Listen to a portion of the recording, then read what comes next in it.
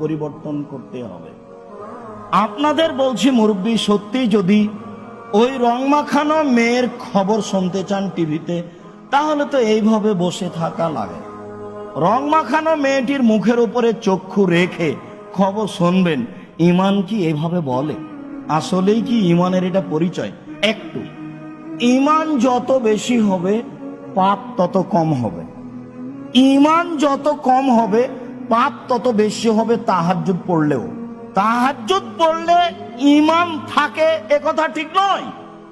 ইমান খুব বলিষ্ঠ জিনিস, যা মানুষকে পাপ থেকে ঠেকাতে পারে।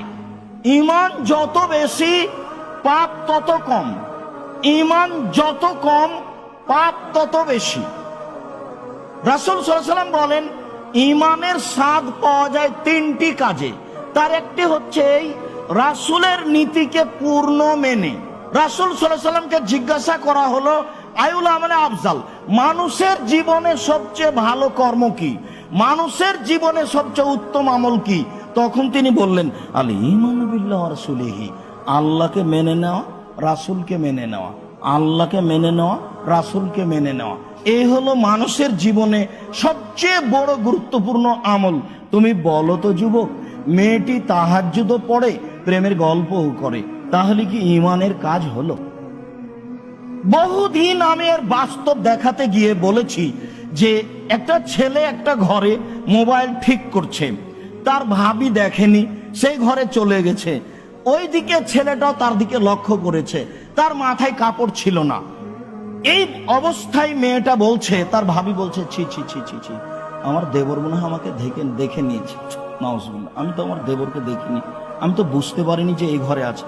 ছি ছি ছি ছি, সে আমাকে মনে হয় দেখে নিয়েছে। এরকম করছে কেন? এটাই হচ্ছে তার ইমানের পরিচয়। আর একটা ছেলে কোনো কাজ করছে, তার ভাবি দেখে তাকে বলছে, আরে তুই এখানে আছিস, তোকেই তো খুঁজছি। এই মহিলাও ভাবি, ওই মহিলাও ভাবি, এও বোরখা পরে, ওও বোরখা পরে, এও তাহাজ্জুদ পড়ে, ওও তাহাজ্জুদ পড়ে। এমন বলছে কেন? এটা হলো ইমানি ব্যাপার। আপনার ইমান কোনো কাজ করে না, যার কারণে আপনি এইভাবে কর্ম করতে পারেন। সম্মানিত দিনী ভাই, মসজিদের মুসল্লি, আপনার কাছে জরুরিভাবে অনুরোধ রইল, বিবেচনা রেখে আপনি জীবনটুকু পার করার চেষ্টা করেন, সফল হবেন ইনশাআল্লাহ।